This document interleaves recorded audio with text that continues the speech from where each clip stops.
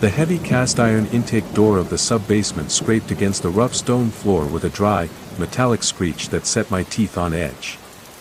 Followed by the dull, echoing clank of a stainless steel gurney locking into position at the bottom of the gravity-fed lift. I didn't lift my foot from the iron treadle of the vintage Singer machine immediately.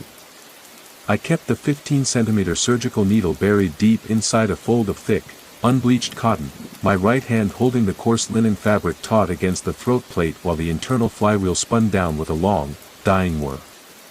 Have you ever experienced that sudden, bone-chilling drop in temperature when an intake arrives from the municipal harbor without a single word of warning from the orderlies? Knowing full well that you are locked down in a restricted subterranean workshop beneath the Boston Harbor hospitals where nobody is supposed to walk after midnight? People always talk about morgues as places of clinical finality. Quiet, sterile rooms where doctors complete their paperwork and bodies are catalogued with respectful detachment before being handed over to grieving families. They imagine orderly hallways, bright fluorescent lights, and the reassuring presence of medical staff managing the transition from life to peace. They do not know the unnatural, suffocating dread of working in a basement sublevel where footsteps overhead sound muffled and distant, and the air smells permanently of wet wool, old camphor, and stagnant brine. They do not know what it feels like when your heart hammers against your ribs because you can hear the heavy rubber wheels of a stretcher rolling across the concrete floor upstairs. Even though the shift log explicitly stated no more arrivals were scheduled until dawn. I slowly lifted my foot off the iron pedal, pushed my wooden stool back with a soft scrape, and stood up from the cutting table, my joints cracking in the heavy, humid air of the room. The wooden table in front of me was stained with decades of dark, dried blood rings and chemical spills. Resting on a cracked ceramic tray beside my elbow were my tools, a heavy, curved surgical needle forged from pure steel, a wooden spool of pale yellow, coarse-grained linen thread, and a razor-sharp brass-handled scalpel. The hallway outside the workshop was pitch black. Only a fresh, white-bordered intake card rested squarely on top of the stainless steel drop table, held down by a heavy iron paperweight shaped like a human skull. Think about how much confidence we place in our physical barriers and institutional routines. Believing that as long as we keep ourselves locked inside a building guarded by municipal codes, the tragedies of the city harbor cannot invade our private workspaces. We lock our basement doors, we punch our time cards, and we tell ourselves that the dead brought down the elevator shaft are just medical specimens. Cases to be measured, stitched, and forgotten by morning. We believe that time and linen are enough to wrap up human suffering into neat, sanitary packages that can be hauled away by county trucks before the sun comes up. Then an unscheduled intake card lands on your table without a signature to explain who pushed the gurney down. And you realize your workshop is just a waiting room for things that refuse to stay still beneath the tides. I walked slowly across the concrete floor, my boots echoing off the damp stone walls, and picked up the intake card under the sickly amber glow of the hanging work lamp. The cardboard was stiff and damp, smelling sharply of harbor mud and chemical antiseptic. The typewritten header on the card read simply, "County intake, unclaimed female, recovered Boston Harbor, 2 weeks submerged, cause of death, asphyxia by drowning." Look down at your own hands right now, while you still have the warmth of a secure room, the steady glow of a desk lamp, and the peaceful silence of a night untouched by static and rot. How long do you think those fingers would remain steady if you walked over to an intake gurney and saw the bloated, waterlogged silhouette of a body waiting for your needle? We are all just temporary tailors stitching together the edges of an inevitable exit. I set the card down, turned back toward the stainless steel examination table in the center of the room, and pulled my old, camphor-soaked cloth mask tightly across my nose and mouth. Preparing to make the first pass through the longest incision of the night. The examination table groaned under a heavy, shifting weight as the rubber-tired gurney rolled past the lift threshold and locked rigidly into position in the center of the room. A thick, suffocating, pestilential wave of decomposition and stagnant salt water rolled off the stainless steel, instantly coating the back of my throat with a bitter, metallic taste that made my stomach violently heave. I froze, one hand gripping the edge of the wooden cutting table while the single amber work lamp overhead cast long, jittery, claw-like shadows across the wet stone walls. Have you ever experienced that sudden, sickening, crushing contraction of the chest when a body is uncovered and the ambient air turns heavy with the unmistakable stench of the deep harbor? People talk about drowning victims in abstract terms, gentle passings beneath the waves, peaceful returns to the sea, or quiet drifts into eternal sleep. They imagine clean water, soft currents, and bodies resting in serene repose beneath the moonlight, untouched by the brutal mechanics of the port. They do not know the grotesque, visceral reality of a human form that has spent 14 days tumbling through the dark, silt-choked pilings of a busy commercial port. They do not know what it feels like when the heavy rubberized sheet is pulled back to reveal flesh that has expanded, softened, and turned a sickly, translucent white. They do not know the chilling horror of skin bloated monstrously beyond recognition, bearing the permanent, deep-cut stamps of industrial cables and the blind, voracious nibbling of bottom dwellers. I reached out with a trembling, sweat-slicked hand and adjusted the wick of the amber lamp, bringing a harsh, unforgiving yellow glare down upon the stainless steel examination surface. The young woman lying before me bore almost no recognizable human features. Her entire body was waterlogged, grossly swollen, and heavily macerated from 2 full weeks of total immersion in the freezing, oil-slicked brine of the harbor. Her face was smooth, featureless, and horribly bloated, her lips parted in a permanent, silent scream choked out by mud, sewage, and salt before her lungs stopped. Long, matted strands of dark hair clung like wet spiderwebs across her sunken forehead, tangled with bits of green kelp and gray sludge.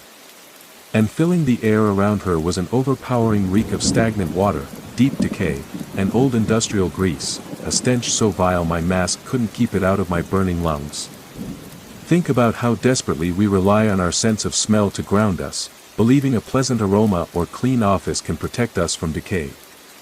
We spray disinfectants and tell ourselves modern civilization is an airtight container protecting us from the rot of the earth. We believe as long as we keep our instruments polished and doors locked, we remain separate from the things that decay in the dark. Then an unclaimed body is rolled onto your table, and you realize the rot is already inside your clothes, hair, and very skin. I forced my lungs to draw in a ragged breath, fighting down the wave of nausea, and picked up the heavy steel scalpel from the ceramic tray, its edge catching the amber light. The municipal pathologist upstairs had already completed the primary internal examination hours ago before retreating to the warm offices above, leaving behind a gaping, ragged longitudinal incision running from the base of the throat down across the hollow expanse of the abdomen. My job wasn't to diagnose or investigate. My job was to close the breach. To pull the ruined flesh back together and stitch it tight enough to fool any grieving relative who might come down to view the remains before dawn. Look down at your own hands right now, while you still have the warmth of a secure room and the peaceful silence of a night untouched by rot. How long do you think those fingers would keep holding a scalpel if you knew the skin beneath your blade was about to twitch? We are all just temporary tailors stitching together the edges of an inevitable, suffocating exit. As I positioned the sharp scalpel near the throat incision to clean the frayed edges of skin, a low, agonizing, wet bubbling sound emerged from deep within the chest cavity. The wet bubbling sound died away into a heavy, unbroken silence that felt denser than the concrete walls surrounding me. I paused, my breath hitching behind the camphor-soaked cloth of my mask, waiting for the old iron drainage pipes overhead to resume their rhythmic dripping. They stayed quiet. The entire sub-basement seemed to hold its breath right along with me, as if the very air had congealed into a thick, unmoving syrup that refused to circulate past the edges of the room. Have you ever experienced that hyper-focused terror when every tiny ambient sound in a room suddenly stops, leaving you completely alone with the heavy, sluggish breathing of a corpse? People always talk about silence as a comforting refuge from a loud world, a peaceful pause that lets the mind rest and recalibrate after a long shift. They imagine that quiet rooms are safe rooms, devoid of movement, hidden intent, or unexpected interruptions. They do not know the skin-crawling panic of standing in a subterranean laboratory where silence feels like a held breath, a tense, artificial pause before something unnatural breaks the fundamental rules of nature. They do not know what it feels like when your own pulse is the only loud thing left in the universe, pounding against your eardrums like a distant drumbeat while you wait for a dead machine or a dead body to make the next move. I forced my hand to steady, dropped the brass-handled scalpel back onto the cracked ceramic tray with a sharp, echoing clatter, and reached for the heavy surgical needle. It was 15 centimeters of pure, unblemished steel, curved precisely like a crescent moon, designed specifically to leverage through thick layers of water-saturated muscle, swollen tissue, and water-ruined skin. Through its broad I was threaded a long, pale yellow strand of coarse-grained linen thread, stiff with age, frayed at the edges, and stained with yellowed chemical preservatives. I brought the point of the needle down toward the upper edge of the throat incision, right where the skin had turned a bruised, grayish-green hue that reeked of stagnant river mud. Think about how deeply we invest our trust in the mechanical efficiency of our tools, believing that a needle, a thread, and a steady hand are enough to master any physical disorder or close any wound. We pull our stitches tight, we tie our square knots, and we tell ourselves that human craftsmanship can restore order to anything that has been torn apart by violence, time, or the sea. We believe that as long as we follow the procedural steps, the boundary between life and death remains an uncrossable wall guarded by the rules of medicine. Then you press a steel needle into waterlogged flesh, and you realize your stitches are nothing more than pathetic cobwebs trying to hold back an entire ocean of decay. I positioned the point of the needle against the swollen, translucent tissue of the left collarbone margin, pressing the cold steel down with firm, measured, professional force. Kirsch, Ketarara. The sound of the needle piercing the dead, waterlogged skin was sickeningly distinct, grating against my nerves like chalk squeaking across a blackboard. It didn't slide smoothly through like fresh tissue or living muscle. Instead, it grated and ground through the dense, water-saturated layers of dead dermis and swollen subcutaneous fat, the coarse fibers tearing against the steel with a dry, abrasive screech that vibrated straight up through the handle and deep into my palm. A small, dark bead of brackish water mixed with old, congealed blood welled up around the puncture hole, smelling sharply of rotting kelp and industrial sewage. Look down at your own hands right now, while you still have the warmth of a secure room, the steady glow of a desk lamp, and the peaceful silence of a night untouched by static and rot. How long do you think those fingers would keep pushing a needle if the skin began to push back against your pressure, resisting the metal as if it possessed a will of its own? We are all just temporary tailors stitching together the edges of an inevitable exit. I gritted my teeth, pulled the needle all the way through, guiding the curved steel in a wide, practiced arc across the gaping wound, and prepared to loop the yellow linen thread for the second pass through the dead flesh.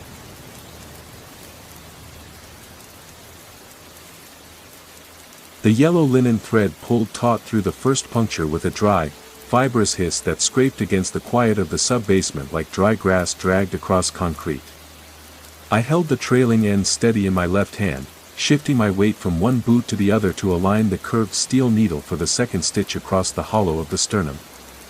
The amber work lamp hummed softly overhead, its single bulb casting a harsh, yellow spotlight directly onto the ruined expanse of the young woman's chest. Then the movement began. Have you ever experienced that absolute, blood-freezing shock when a part of a body you know is clinically dead twitches with deliberate, unprompted agency? People always talk about post-mortem muscle contractions as simple chemical reflexes, lingering electrical impulses in the nervous system or residual cellular activity that causes fingers to twitch, joints to pop, or limbs to settle hours after passing. They imagine that science has a neat, reassuring explanation for every twitch, every shiver, and every residual spasm of the human frame, reducing horror to biology. They do not know the paralyzing terror of watching an eyelid slowly retract on a face that has been submerged in a dark harbor for half a month, untouched by any living nerve. They do not know what it feels like when a corpse looks directly up at you while your hands are wrist deep in its open chest and your tools are slippery with cold harbor water. I stopped breathing entirely. The 15-centimeter steel needle froze half an inch above the exposed, pale tissue of the ribs, my fingers locking around the metal shaft as if paralyzed by an invisible electrical current. Slowly, with an unnatural, fluid smoothness that defied all laws of rigor mortis, cellular decay, and tissue damage, the right eyelid of the bloated corpse lifted. Underneath, the eye was not cloudy, blind, or dry as expected from prolonged exposure to salt water and chemical preservation. It was wet, glossy, and impossibly clear.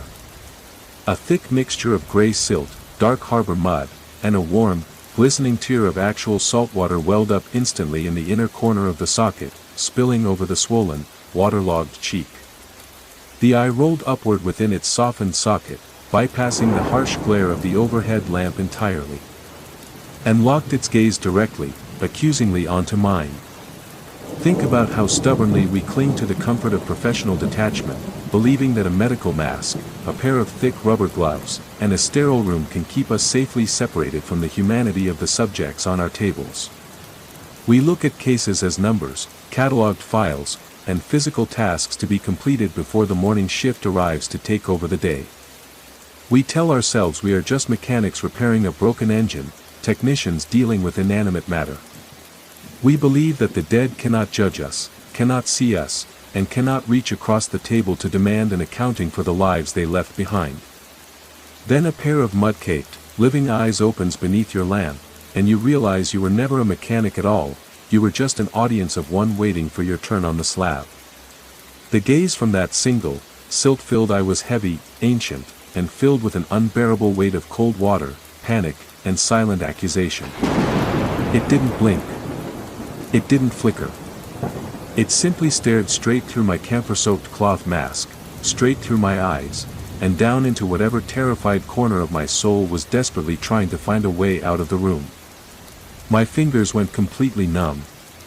The heavy steel needle slipped from my slack grip, clattering against the stainless steel edge of the table before bouncing down onto the cold concrete floor with a sharp, ringing ping that echoed like a gunshot. Look down at your own hands right now, while you still have the warmth of a secure room, the steady glow of a desk lamp, and the peaceful silence of a night untouched by static and rot. How long do you think those fingers would stay steady if a corpse on a stainless steel table turned its head to watch you drop your instruments in sheer terror? We are all just temporary tailors stitching together the edges of an inevitable exit. As I took a violent, stumbling step backward, my heel caught hard against the edge of a discarded drainage pan, sending me crashing against the damp limestone wall behind my workbench as the dead eye followed my every move from across the room. My back slammed hard against the damp, jagged limestone blocks of the sub-basement wall, the rough stone biting straight through my heavy cotton work shirt. A sharp jolt of pain shot straight up my spine, but I didn't feel it over the frantic, deafening pounding of my own heart, which felt ready to burst through my ribs. I stared across the dimly lit room at the stainless steel examination table, my chest heaving beneath my camphor-soaked mask, half expecting the bloated corpse to sit entirely upright, half expecting the nightmare to accelerate beyond all bounds of reason or sanity. Instead, the body remained completely still on the slab. The open eye stayed fixed on the ceiling, the tear of salt water slowly drying down its swollen, gray cheek. Have you ever experienced that deeply disorienting terror when you pull away from a threat, believing you've created a safe distance, only to realize the real danger wasn't where you were looking, but right inside your own grip? People always talk about fear as a reaction to external monsters, shadows lurking in a dark hallway, menacing figures waiting in the alley, or corpses suddenly rising from hospital slabs. They imagine that as long as you keep your physical distance from the source of the danger, you are safe behind your defenses, your tools, and your walls. They do not know the suffocating, claustrophobic nightmare of discovering that the instrument you dropped has found its own way back into your hand without your permission. They do not know what it feels like when your own fingers refuse your commands, ignoring every signal from your brain, and begin moving with a terrifying, foreign volition of their own. I looked down slowly at my right hand, which was resting flat against the rough, blood-stained wooden surface of the oak cutting table near my hip. Clutched tightly between my trembling thumb and index finger was the heavy, 15-centimeter steel surgical needle. I hadn't bent down to pick it up from the concrete floor. I hadn't even reached out my arm toward it. Yet there it was, gripped in my fist as firmly as if it had been welded to my skin by an invisible clamp of absolute, unyielding authority. Before my brain could process the physical impossibility of the movement, my wrist twitched violently upward. Not by my own conscious will. by something else pulling the tendons and nerves straight from inside my forearm, overriding every nerve pathway in my body. Think about how deeply we trust the ownership of our own physical bodies, believing that every muscle contraction, every gesture, and every twitch is governed exclusively by our conscious mind. We take for granted that our hands will obey our thoughts, that our fingers will drop what we tell them to drop, and that our skin, bone, and blood belong entirely to us. We believe we are the undisputed captains of our own physical vessels, navigating the world through independent choice. Then an unseen force takes hold of your wrist, and you realize your own hand is just another tool waiting to be used by whatever dark presence shares the room with you. My right arm rose stiffly into the air, tracing a slow, mechanical arc above the scarred wooden cutting table like the arm of an automaton driven by hidden gears.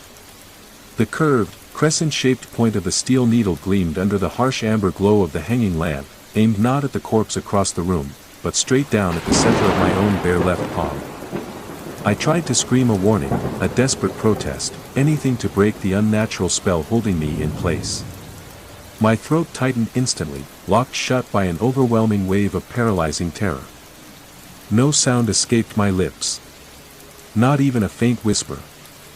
And then, with the speed, force, and mechanical precision of a heavy-duty sewing machine driven by an unseen motor, my right hand drove the 15-centimeter steel needle straight down into the soft flesh of my left palm. Kersh! The needle punched through the thick, calloused skin of my hand with a dull, meaty crunch, driving all the way through until the curved steel tip emerged from the back of my hand, pinning my palm flat against the solid oak surface of the cutting table with a single, brutal, permanent stitch. The pain didn't hit me immediately. It arrived a fraction of a second later as a blinding, white-hot flash of pure agony that surged from my pierced palm, shooting like liquid fire straight up through my wrist, radiating along my forearm, and locking my entire shoulder in a violent spasm of shock. I let out a ragged, silent gasp behind my damp, camphor-soaked cloth mask, my knees buckling beneath me as I tried desperately to pull my pinned hand away from the solid oak table. Have you ever experienced that blinding, nauseating shock of physical injury when your own body is used against you in a way that defies every single law of nature, anatomy, and survival? People always talk about pain as a protective biological warning signal, an evolutionary alarm meant to make you recoil instantly from fire, sharp edges, or immediate danger. They imagine that pain is something you can escape by moving your limbs, running away from the source, or fighting back against whatever attacker stands in your path. They do not know the helpless, suffocating horror of being bolted to your own workbench by a surgical needle driven through your own flesh by an invisible, ruthless operator. They do not know what it feels like when your hand is nailed to a piece of furniture with your own working tool, and every millisecond of microscopic movement sends jagged, burning spikes of fire tearing straight through your nerves. I gripped my right wrist with my trembling left hand, pulling upward with every ounce of desperate strength I had left, trying to wrench the heavy steel needle back out through the dense wood of the table. It didn't budge a single millimeter. It was anchored as solidly and permanently as if it had been welded directly into a structural iron beam deep beneath the foundation of the hospital. The coarse, pale yellow linen thread trailing behind the needle's large eye began to unwind itself off the old wooden spool resting on the cracked ceramic tray, hissing softly as it slid across the blood-stained wood in a slow, golden snake. Looping itself deliberately around my fingers, wrapping tight around my bleeding wrist, and cinching down firmly against the base of my thumb. Tying me down to the workstation with the exact same cold, mechanical precision I had used on the municipal corpses all evening. Think about how arrogant we become in our daily routines, believing that our workspaces are safe, familiar sanctuaries where we dictate the rules of labor, time, and rest. We organize our instruments, we sweep our concrete floors, and we tell ourselves that the dangers of the real world are kept safely outside behind locked municipal doors and heavy iron frames. We believe that our mastery over our environment is permanent and absolute. Then a single steel stitch pins your hand to your own desk, and you realize the room was never yours to begin with. You were just permitted to work here until your shift expired and the Real owner arrived to take over. Across the room, the bloated corpse standing beside the stainless steel examination table gave a sudden, violent shudder that rattled every instrument on the tray. The sound that followed wasn't a gentle creak or the shifting of a linen sheet. It was the deep, resonant, terrifying cracking of dead human bone. Crack, snap, creak. The waterlogged spine straightened out with a series of loud, hollow, echoing pops that bounced off the limestone ceiling like pistol shots fired inside a narrow tunnel.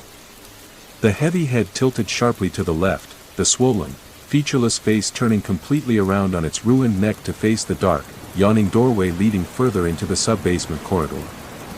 And then, slowly, deliberately, the water-heavy legs began to swing over the edge of the steel table. Heavy, sodden, and dripping with brackish harbor water that hit the concrete floor in a rhythmic, terrifying puddle. Plop, plop, plop. Look down at your own hands right now, while you still have the warmth of a secure room, the steady glow of a desk lamp, and the peaceful silence of a night untouched by static and rot. How long do you think those fingers would stay attached to your wrist if you heard something rising from a table behind you in the dark? We are all just temporary tailors stitching together the edges of an inevitable exit. As I strained and wept against the needle pinning my palm to the wood, the heavy iron door at the far end of the sub-basement corridor began to swing shut on its own, sliding smoothly and silently into its heavy stone frame. The heavy cast-iron door at the end of the long, stone-lined corridor began to close with a slow, deliberate momentum that defied all logic. No wind blew through the subterranean chambers of the sub-basement. No draft from the upper hospital ventilation shafts could ever move a 300-pound slab of solid iron hung on reinforced industrial hinges. Yet the massive door glided inward on its greased steel tracks, sealing off the only path leading back up toward the hospital wards, the living world, and the sanity of the upper floors. Screech, clunk. The heavy locking bolt dropped into place with a definitive, chilling sound that echoed through every damp stone corner of the underground room, reverberating in my chest like a death knell. Have you ever experienced that absolute, crushing despair when you realize every exit has been sealed off before you even had a chance to scramble to your feet? People always talk about escape as a matter of pure human will, finding a door, turning a handle, and stepping out into the safety of the open air. They imagine that as long as there is a physical way out, danger is just a temporary inconvenience you can easily outrun with a burst of adrenaline. They do not know the suffocating terror of watching a heavy security door lock itself from the inside while something unnatural stands up behind you in the dark. They do not know what it feels like when the architecture of a room itself turns against you, transforming a familiar workspace into an inescapable holding cell designed to keep you trapped with the dead. I pulled frantically at my right hand, tears of searing agony blurring my vision as the heavy steel needle tore slightly through the raw flesh of my pinned palm. Rip. With a sickening sound of tearing tissue, shredded muscle, and splintering oak wood, the needle finally pulled free from the cutting table, leaving a jagged, bleeding, gaping hole right through the center of my hand. I didn't care about the blood pouring down my wrist. I didn't care about the white-hot pain pulsing up my arm. I scrambled backward on my knees across the rough concrete, clutching my ruined hand against my chest, my heavy work boots slipping on the wet stone as I backed away from the examination table. Think about how much energy we waste trying to protect our physical forms, believing that a healthy body, fast reflexes, and youth are permanent shields against the final darkness. We run, we exercise, we guard our health, and we tell ourselves we are invincible against physical decay. We believe that survival is simply a matter of moving faster than the threat. Then an injury grounds you to the floor of a locked basement, and you realize how fragile, fleeting, and pathetic a human life really is when the world decides to close your door. The corpse had fully descended from the stainless steel examination table. It stood upright on the concrete floor, its bare, water-swollen feet slapping heavily against the wet stone with a wet, squelching rhythm that sent shivers down my spine. Slap, slap, slap. The skin of its arms and torso hung loose, gray, and waterlogged, dripping a dark, briny mixture of silt, sewage, and embalming fluid that pooled in widening circles around its ankles. It didn't have eyes anymore, just two deep, muddy sockets leaking black water down its swollen cheeks as it turned its featureless face directly toward where I cowered against the damp limestone wall. Look down at your own hands right now, while you still have the warmth of a secure room, the steady glow of a desk lamp, and the peaceful silence of a night untouched by static and rot. How long do you think those fingers would keep shaking if a dead thing stepped off its table and started walking toward you across a locked room? We are all just temporary tailors stitching together the edges of an inevitable exit. The corpse raised a swollen, white-skinned hand, pointing a sodden, bloated finger straight at the heavy iron door it had just locked behind us, as if inviting me to see that there was nowhere left to run. The squelching steps of the waterlogged corpse drew closer across the wet concrete floor, each impact measured, heavy, and deliberate. Slap, slap, slap. Every time its bare, bloated feet hit the stone, a fine spray of dark harbor water and microscopic particles of river silt splashed against the wooden base of my workbench, leaving a trail of gray, oily residue in its wake. Have you ever experienced that hypersensory paralysis where every tiny ambient sound, a dripping pipe, a shifting floorboard, a wet footstep, becomes magnified 1,000 times until it fills your entire universe? People always talk about high-stress moments as bursts of high-speed action where people fight back, throw punches, or leap out of danger with cat-like reflexes. They imagine that courage is a natural, automatic reflex that kicks in when the absolute worst happens. They do not know the deadening weight of absolute terror that nails your boots to the floor, freezes your blood, and robs your limbs of all coordination. They do not know what it feels like when your breath catches in your throat, turning every heartbeat into a heavy, suffocating hammer blow against your ribs while a monster walks across the room to meet you. I pressed my back harder against the rough limestone blocks, my fingers clutching my bleeding palm in a frantic, futile attempt to stem the warm, steady flow of blood soaking through my gray work apron. The corpse stopped just 3 feet away from where I cowered on the floor. The stench of the Boston Harbor was overwhelming now, a thick, concentrated mixture of rotting kelp, industrial chemical runoff, and old, undisturbed death that made my eyes water behind my camphor-soaked mask. The figure reached out with a stiff, swollen arm, its fingers ending in long, pale nails that had been worn down to the quick by weeks of scraping against submerged pilings and concrete bridge supports. It didn't strike me. Instead, it gently touched the stained fabric of my gray work apron, right over my pounding heart.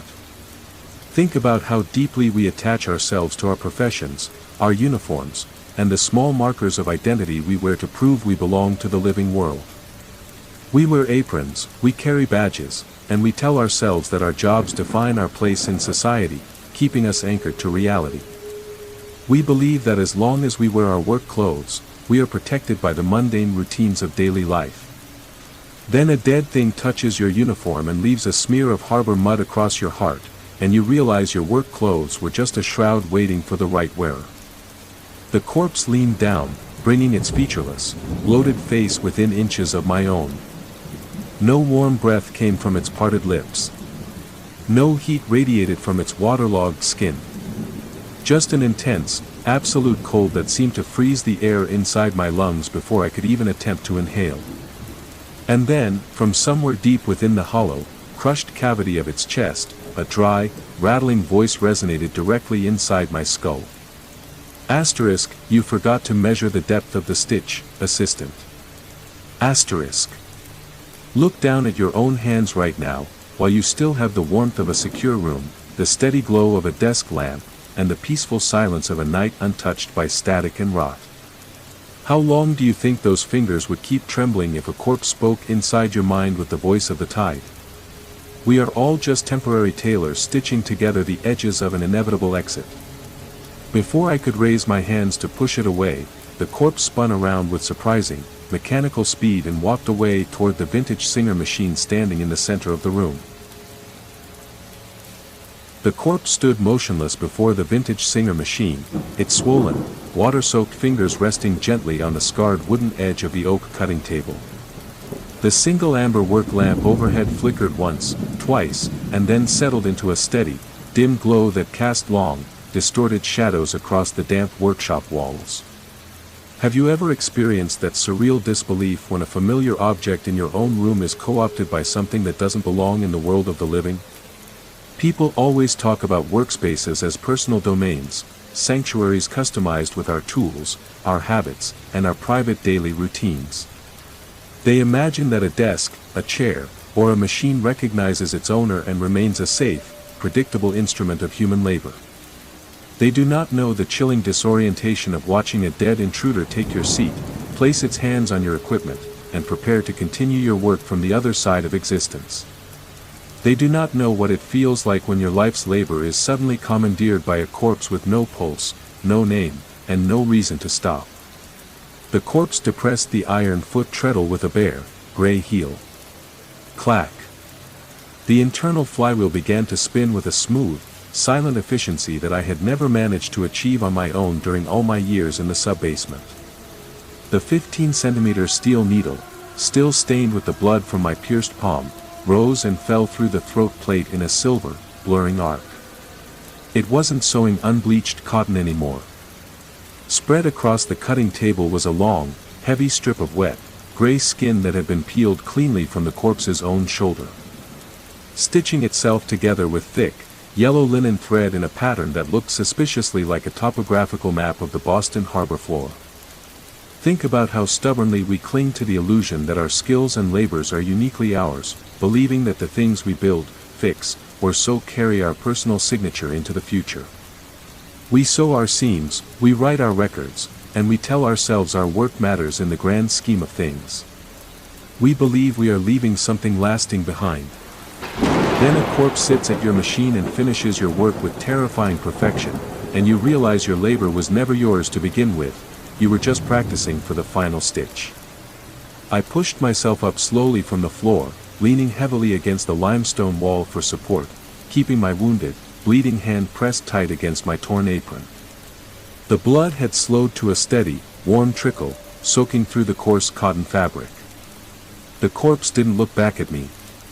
It kept its head bowed toward the needle, its swollen fingers guiding the gray strip of flesh through the guides with mechanical coldness. And as it sewed, the temperature in the sub-basement dropped another 10 degrees.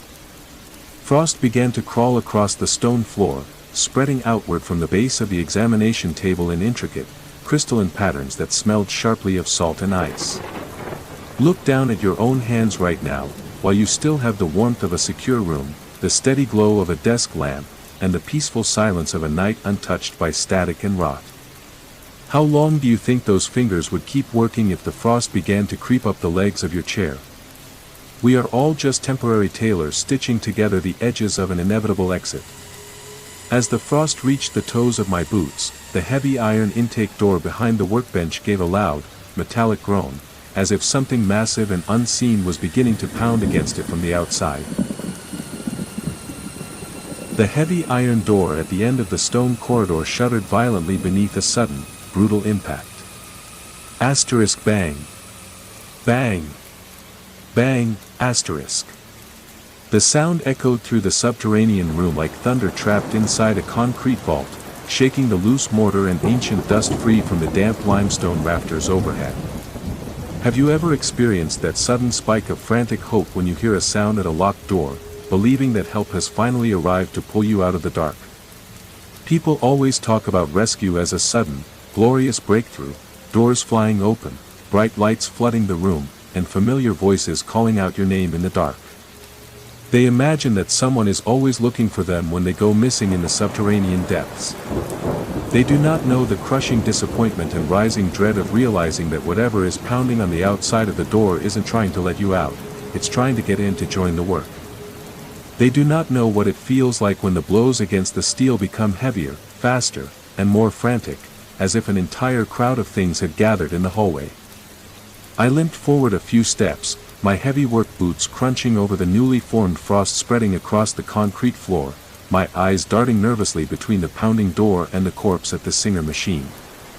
The corpse didn't stop sewing. Its bare gray heel kept pumping the iron treadle in a steady, metronomic rhythm, the needle driving through the wet gray flesh with relentless, mechanical speed. Clack, whir, clack, whir. The pounding on the iron door reached a deafening crescendo. A long, jagged crack appeared in the stone masonry surrounding the upper frame of the door. A shower of old mortar and gray dust rained down onto the floor, smelling sharply of sulfur, damp earth, and stagnant harbor water. Think about how much faith we place in the physical security of our buildings, believing that thick stone walls and heavy iron bolts are enough to keep the chaos of the outside world at bay. We lock our doors, we bolt our frames, and we tell ourselves that whatever happens in the dark outside cannot touch us as long as the hardware holds. We believe that civilization is defined by the walls we build around ourselves to keep the wildness out. Then the masonry cracks, and you realize your stronghold was just a box waiting to be opened from both sides. With one final, earth-shattering crash, the upper hinge of the iron door sheared completely off its mounts. The heavy cast-iron slab tilted inward, leaning at a dangerous 45-degree angle against the stone wall, opening a dark, gaping breach into the corridor beyond. No police officers stepped through the opening. No medical staff carrying flashlights and first aid kits appeared in the light. Instead, a thick, rolling fog poured through the breach, a freezing, salt-laden fog that carried the distant sounds of creaking ship masts, splashing water, and low, collective murmurs from hundreds of voices speaking beneath the surface of the harbor. Look down at your own hands right now, while you still have the warmth of a secure room, the steady glow of a desk lamp, and the peaceful silence of a night untouched by static and rot. How long do you think those fingers would hold a weapon if a wall of harbor fog rolled into your room carrying the voices of the drowned? We are all just temporary tailors stitching together the edges of an inevitable exit. As the fog blanketed the floor, the corpse at the Singer machine cut the yellow linen thread with a sharp snap of its teeth, stood up slowly from the wooden stool, and turned to face the open doorway. The thick, freezing fog rolled across the sub-basement floor in heavy, undulating waves, swirling around my boots like sea spray wrapping around the salt-crusted pilings of an abandoned wooden pier. The single amber work lamp overhead flickered erratically, casting long, wavering shadows that stretched out toward the open, shattered iron doorway like reaching fingers. Have you ever experienced that complete, paralyzing disorientation when the familiar boundaries of your room dissolve into an endless expanse of fog and shadow? People always talk about disorientation as a temporary state, a fleeting moment of confusion that clears up as soon as you find a landmark, a familiar wall, or a streak of light. They imagine that logic, memory, and eyesight are reliable guides in any environment, keeping you tethered to reality. They do not know the terrifying reality of standing in a room where the walls seem to recede into a bottomless gray void, leaving you adrift in a space that no longer obeys the laws of distance, architecture, or physics. They do not know what it feels like when the air itself turns thick and briny, tasting of old salt, metallic rust, and forgotten decades. The corpse walked away from the vintage Singer machine with slow, heavy steps, its water-soaked feet leaving wet, gray footprints across the frosted concrete. It passed right by me without even a sideways glance, its bloated, featureless face directed straight toward the open breach in the iron door. As it stepped out into the fog-choked corridor, the murmuring voices grew drastically louder, dozens of overlapping whispers echoing out of the dark, reciting names, dates, and coordinates of latitude and longitude from the dark, silent floor of the harbor. October 14th, 3 miles off Castle Island, unclaimed, unmeasured, unstitched. Think about how desperately we cling to our individuality, believing that our names, our histories, and our unique stories are permanent marks carved into the memory of the world. We build reputations, we collect memories, and we tell ourselves we will never truly be forgotten by those who follow. We believe that our existence leaves a permanent, undeniable imprint on the earth.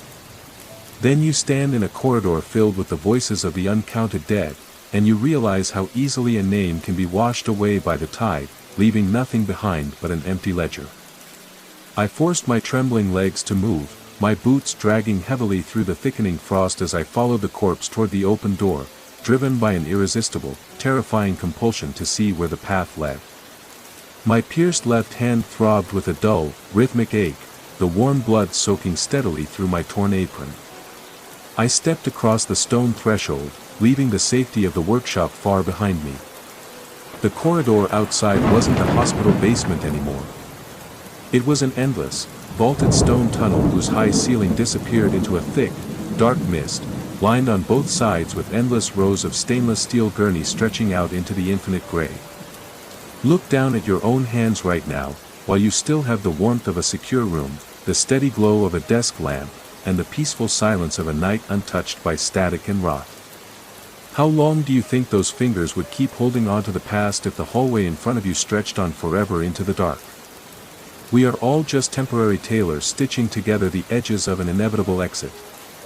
At the exact center of the endless corridor, the corpse stopped, turned slowly around, and pointed a swollen, pale finger directly at an empty gurney waiting under a single, swinging overhead bulb.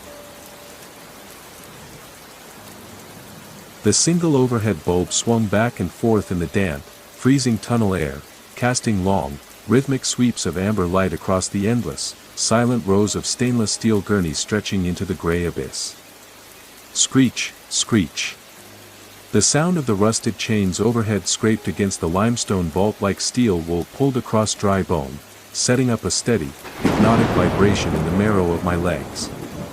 Have you ever experienced that profound, unshakable peace that comes when you finally stop running from an inevitable end and simply lie down to let the work be finished? People always talk about the final moments of life as a desperate, frantic struggle, fighting for air, clawing at closed doors, and screaming against the dark. They imagine that fear is the master of every ending, driving us to kick against the current until our lungs fill with water. They do not know the heavy, comforting weight that settles over your bones when you realize the measurement was never about the bodies on the table, it was about the tailor all along. They do not know what it feels like when the chaos of the world dissolves into complete silence, leaving nothing behind except the steady, rhythmic hum of a needle moving through cloth. I didn't try to turn back toward the hospital's sub-basement. The iron door was gone, replaced entirely by a solid wall of ancient, damp stone covered in thick green moss and dripping with cold harbor water that tasted of copper and salt. I walked slowly down the center aisle of the endless tunnel, my heavy boots making a soft, squelching sound against the wet stone floor. The corpse stood waiting beside the empty gurney in the exact center of the path. It held out its swollen hand, resting a cold, heavy palm against my shoulder with surprising, tender gentleness. And then, without a single word, it guided me up onto the cold stainless steel surface. Think about how much energy we waste trying to outrun the tide, spending our decades cutting, measuring, and stitching together lives we believe we own, terrified that someone else might check our math. We worry about the unwritten pages, the missed deadlines, and the unfinished seams, believing that if we just work harder, we can delay the final audit. We forget that every tailor eventually lays down their shears. And that the garments we spend our lives making were never meant to be worn by us. I lay back on the cold steel, looking up at the swinging overhead bulb as its harsh amber light slowly faded into a soft, gray dawn. The corpse picked up the 15-centimeter steel needle from the cracked ceramic tray beside the gurney, threading it with a long, final strand of pale yellow linen thread. It leaned over my chest, its featureless, bloated face hovering just inches above my own, smelling faintly of camphor, damp wool, and the deep, silent sea. The measurements were exact, assistant, a dry, rattling voice whispered softly in the dark. Asterisk every inch accounted for. Every hem closed. Asterisk. The needle came down. Look down at your own hands right now, while you still have the warmth of a secure room, the steady glow of a desk lamp, and the peaceful silence of a night untouched by static and rot. How long do you think those fingers will keep moving before the room goes quiet and the needle stops? We are all just temporary tailors stitching together the edges of an inevitable exit. I closed my eyes, let out my final breath, and left the workshop floor to the dark and the tide.